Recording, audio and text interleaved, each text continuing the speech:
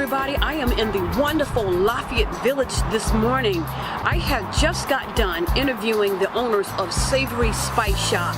I went into this place. It was wonderful. A world of spices. Come on.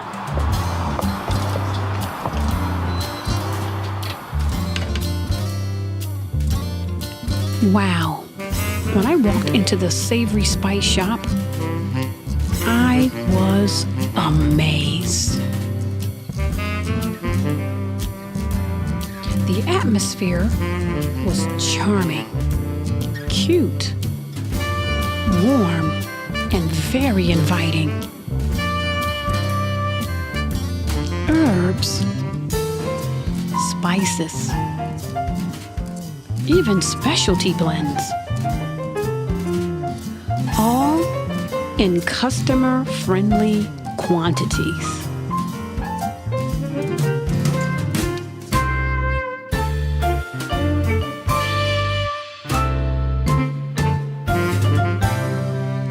Row after row after row of spices.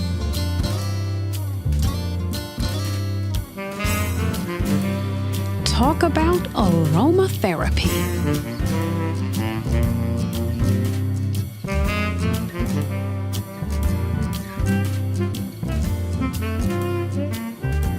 It's all here.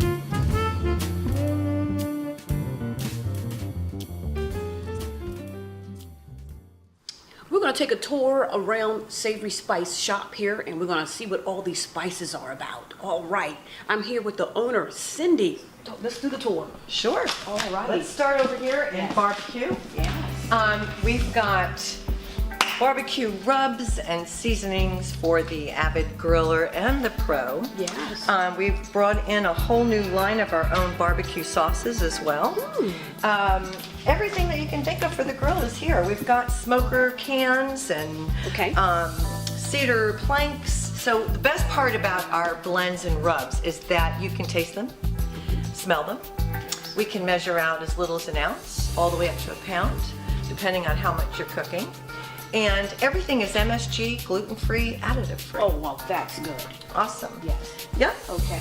And then we've got barbecue rubs from all around the country, from Kansas style to Memphis to Alabama, Georgia, North Carolina. We've got the vinegar and the tomato for those that are divided on that line. And really all of the equipment that you would need to get going with a gas grill or a charcoal grill. We can give you smoker cans to turn your regular grill into a professional smoker. Yeah, there's lots and lots to choose from. What are your #1 selling spices in this section here? Probably in this section I would have to say the Team Sweet Mama Kansas City Rub. That is the #1 barbecue rub. In fact, we do a barbecue event here in Lafayette Village once a year. And oftentimes the winners are those pit masters that actually end up using the Team Sweet Mama Kansas City Rub. Perfect for ribs, pulled pork, just about anything that you want to put on the grill. Okay. Yep. Wonderful. So that's the Kansas City style. One of my personal favorites that's kind of new to the shop is our Georgia Boys, and that's an all-purpose barbecue rub, which you can use on chicken, pork, ribs. It's just sweet with a little heat. So that's one of my personal favorites. You know, and then we've got, you know, your coffee rubs and some tea rubs that you can actually put on the grill that aren't necessarily in this section. They're behind us here. Yeah, you can do a coffee rub? Yeah, you could do a coffee rub. Yep, we have a black dust coffee rub and a Baker's Brew coffee rub. And what does this do to the meat? So it sears, blackens, and caramelizes all at the same time. And we use this on steak, burgers, pork. You can also add it to some chili. So we've got several different categories in the shop, and it's divided up geographically and by use. So over 400 spices, 160 blends, and there's just so much to taste and smell. Wow, a Earl Grey tea rub. You can actually do a tea rub on some meat. Absolutely. It's one of our personal favorites as well. Bob and I use that a lot on pork tenderloin, chicken, pork chops right on the grill. It's not in the grilling section, but can be used on the barbecue. Absolutely. Best part about this now, that's the taster jar, so you can smell it, shake some in your hand. If you get too much, throw the rest on the floor. So we're in the world section now, and this has become one of my favorite sections. When we first opened, it almost seemed like people were intimidated to come over here because we're not familiar with them. So what we do is we try to inspire you, educate you, and help you work with them. So over the last several years, we're here now 7 years, probably my favorite curries have become those from Africa. My favorite one here in this section is Zanzibar. And that's got some sweet and heat, great in meats. A lot of gamey meats because those are what's indigenous to the area. Also, it's great if you're a vegetarian or a vegan. You can use it on tofu, vegetables, and it's just one of my favorites. In this section too, you've got makrut lime leaves and chai spices and Chinese 5-spice and turmeric and coconut milk powder and garam masalas from India and cardamom, which is one of the most integral spices in a lot of these blends. You could smell. Let's smell this one. This is an organic product. Any jar that has a green label is organic, but it's got like a eucalyptus note, very big spice. Yes. But it's delicious, and you can even use cardamom in sweet dishes. It's not just for savory dishes. So all this is Southeast Asia. I'm seeing India, Yeah. China. This is amazing. And then we go into the Caribbean. Now, those are not curries, but we're still in this side of the shop where we have our world flavors. So, Well, look at this. Herbs de Provence. That's a seasoning salt. We have another one that's a salt-free blend, and Herbs de Provence is a French blend used in a lot of game meats, roasts. You can make vegetables with it and salad dressings. I like to take goat cheese and roll it in that. It's delicious. So, Latin America. Let me pull the spice here. Look at this. Peruvian chili lime. Yes, and that is made with makrut lime leaves. That was over in the other section that we were just in. It is delicious. You can make a chili with it. You can make turkey burgers with it. I smell tacos. It does smell like a taco. You can put it in tacos as well. Yeah. Again, there's really no rules. A lot of the blends are designed for specific use, but if you love it, use it wherever you're gonna put it. Let's talk about the pink Himalayan salt. Sure, the Himalayan salt is probably the most popular salt that we sell. Lots of different reasons, but the most important reason is it's got over 85 trace elements. It's never been exposed to radiation or pollution. A lot of these salts, all of these salts actually are what we call finishing salts, but you can cook with Himalayan salt. Some of them are harvested and some of them are mined. And the Himalayan salt is one of those salts that are mined from the Himalayan mountains. We've got it in fine and we've got it in coarse for those who want to grind their own salt, and we've also got it in a salt block. And they are becoming more and more popular. They're fabulous for cooking shrimp and vegetables and fruits. They're just a lot of fun to work with. You can put it on a grill, on a stovetop, in an oven. As far as the spices are concerned, what we've got here are your cloves and allspice and ginger and nutmeg and mace. So those are all the essentials to baking. And then mixed into this section, we've also got some of our own blends like baking spice for apple pie, pumpkin spice. Our Mount Baker chai spice is one of my favorites. And then over here we have vanilla beans and all of our extracts. We've got several different vanilla extracts. We've got Madagascar, Mexican, Tahitian, organic. Down here we have, what are these? These are our Ceylon cinnamon sticks. They are true cinnamon. The difference between cassias and true cinnamon are worlds apart. We use them the same way, but one has certain properties and benefits that the other does not. So over here, this is our sweetening section, and these are all of our different sugars. We have vanilla bean sugar. We have black onyx chocolate sugar and cinnamon sugar and peppermint. Peppermint vanilla bean.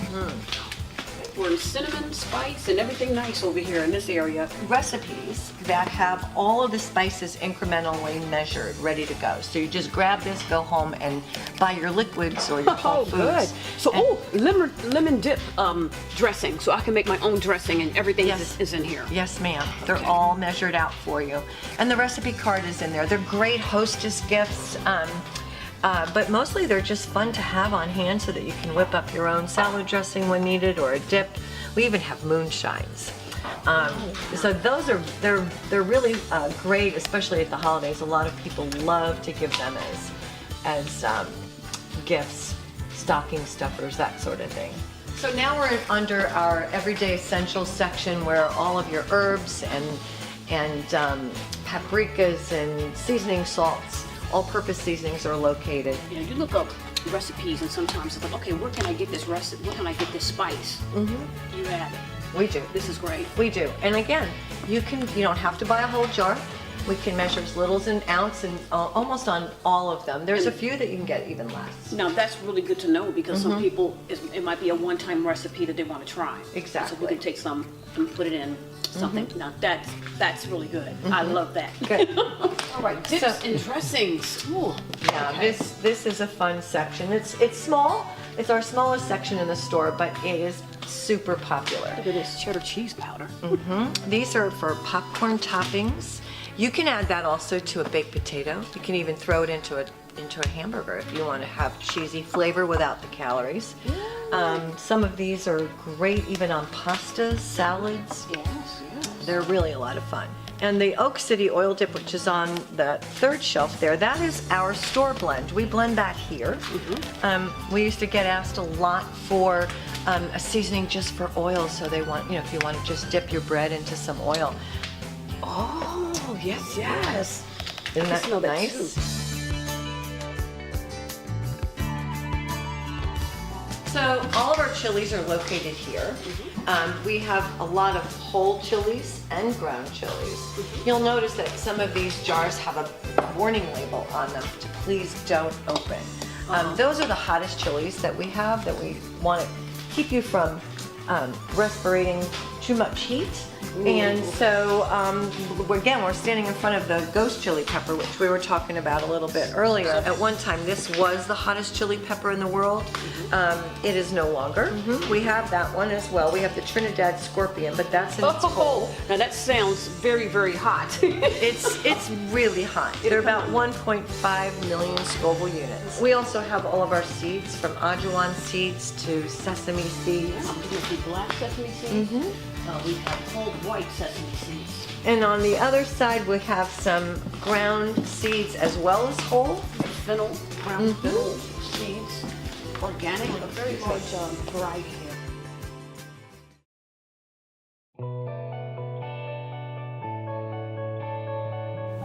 In 2010 is when we opened, but prior to that, we flew to Denver the spring before.